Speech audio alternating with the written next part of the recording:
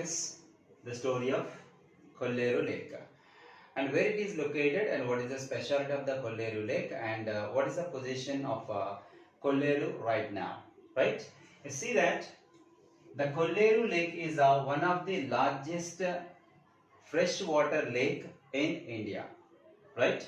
And where it is located? The location is it is located between the West Godavari and Krishna district of Andhra Pradesh. It is located between the West Godavari and Krishna district in Andhra Pradesh, and is the one of the largest freshwater lakes in India.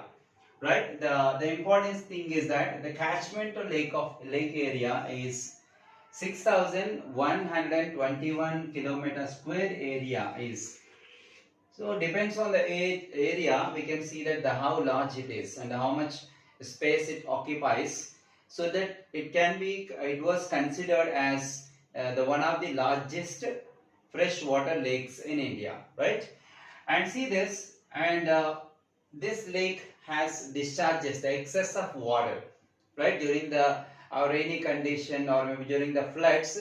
When the lake receives the excess of water, can be discharges, excess of water can be discharges into the Bay of Bengal. Excess water in the lake can be discharged into the Bay of Bengal through a channel or maybe the canal called Upputeru. Through a canal called Upputeru. And the distance between the Kolleru Lake and the Bay of Bengal is nearly 65 kilometers. 65 kilometers.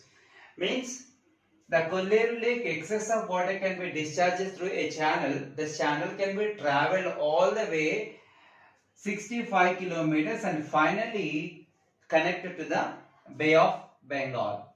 Of these 65 kilometers, when the Upputeru is travelling, of these 65 kilometers area covered by the Upputeru is a livelihood for many people.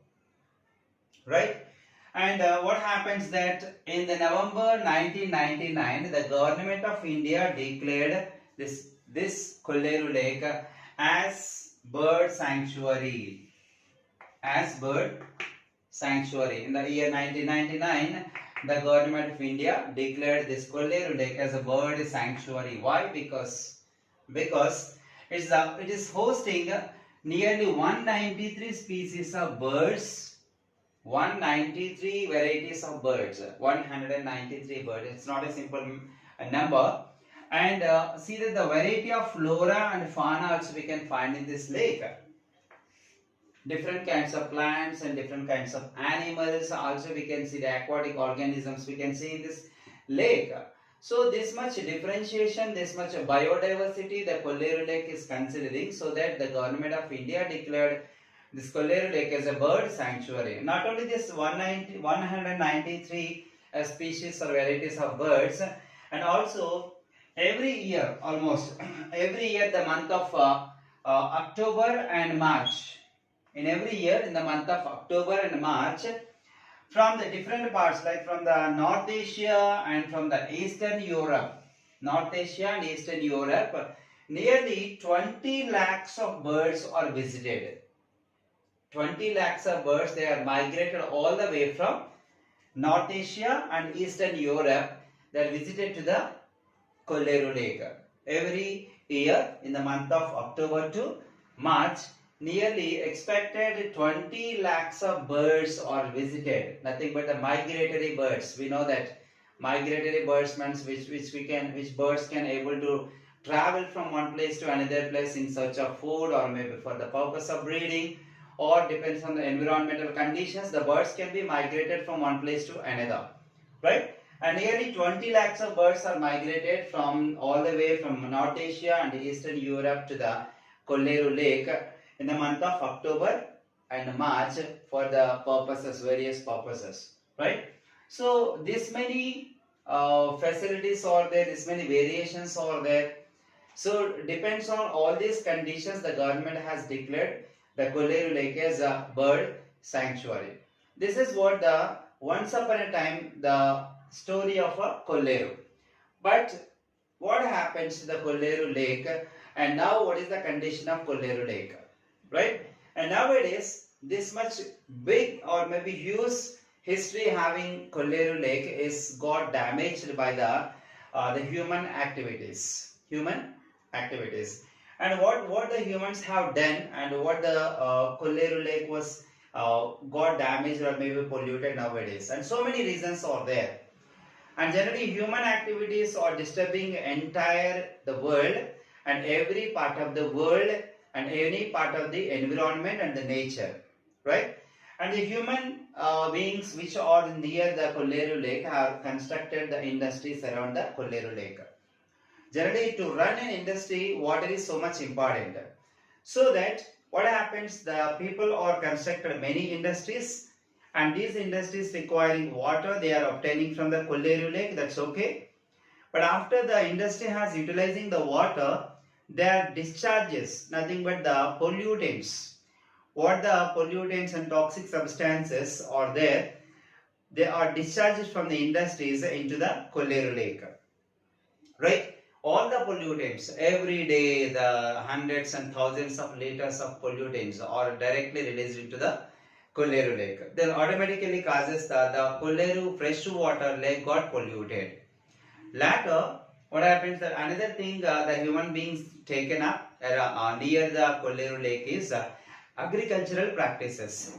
Agricultural practices. And we know that when the population has increasing, we need to meet the demands of the people, so that increase the food grains. It's a good sign actually. But to increase the food grains, to increase the production of the food grains, we are not supposed to damage the environment and the water resources like freshwater resources like Kolleru Lake. What the agricultural practices have practiced near the area of Kolleru, generally farmers are using nowadays, and not nowadays, and since many years they started using the chemical fertilizers.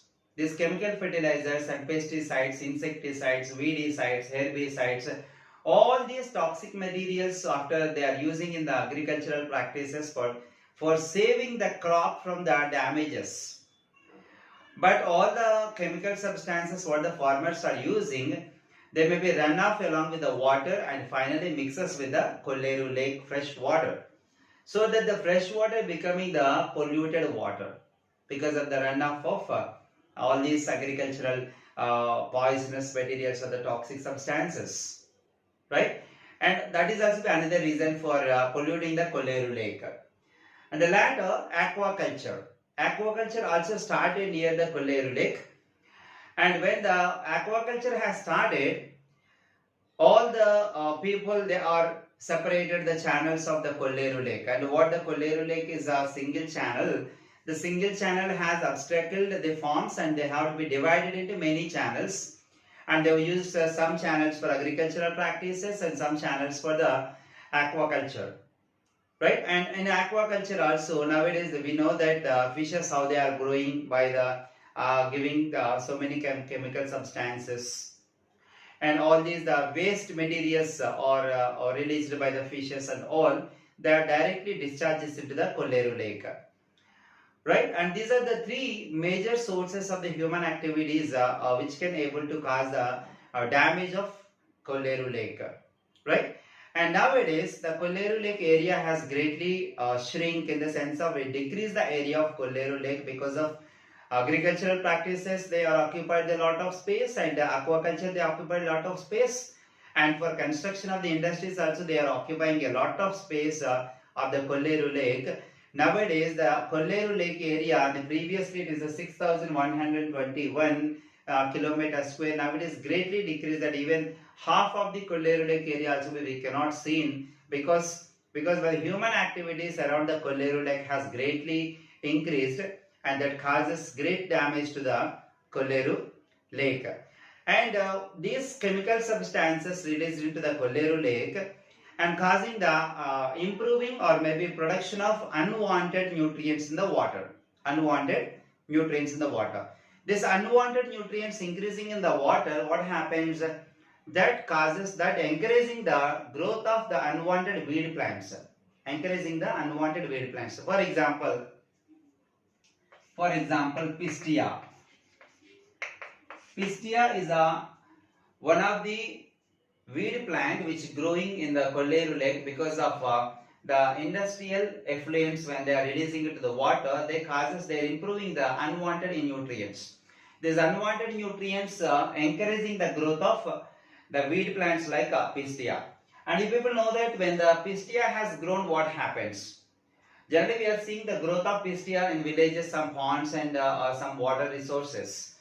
The pistia is a water floating plant. It's flowing on the water surface. It is not under the plant, it is not under the water it is growing. It is a submerged plant. The root system is under the water and the remaining part of the plant is over the surface of water. So that when the pistia is growing on the water surface, it can be completely close the water surface area. Then automatically what happens? The entry of sunlight into the water will be obstructed. So whenever the pistia occupies the surface of water area, it obstructing the entry of sunlight. When there is no sunlight enter into the water, the aquatic life can be disturbed. How? And we know that the Kolleru lake under the water, we have seen here the point of it is having the variety of flora and fauna. Flora and fauna in the sense of many plants and animals are there. So how the plants are surviving? Because of the sunlight. When sunlight is available, the plants are performing the photosynthesis and they are producing the oxygen as well as the food for the entire organisms and the aquatic world. Whenever the sunlight is not entering the water because of the pistia or eukarya, automatically there is no sunlight supplied to the water aquatic plants. The plants will die automatically. When the plants are died, they fail to produce the oxygen as well as fail to produce the food materials also. Then aquatic animals are dying due to the less oxygen availability. Right? That is nothing but biological oxygen demand. This is generally called BOD. Biological oxygen demand. So whenever the plants are died due to the lack of sunlight, the oxygen, dissolved oxygen present in the water also decreases. When the oxygen amount decreases, automatically the animals which depends on the plants for food and oxygen also died.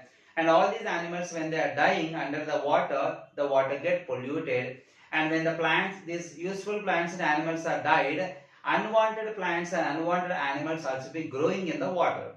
This is what a great damage the human beings they are doing to the great and the one of the largest freshwater lake Kolleru and human activities.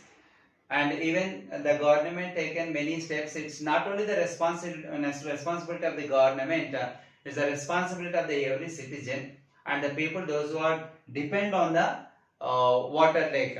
And here in the last point we can see that nearly 20 millions of the residents, they depends on the water lake. 20 millions. And you can see that how large it is and how much it is providing the livelihood for the most of the people around the Kolleru lake, right?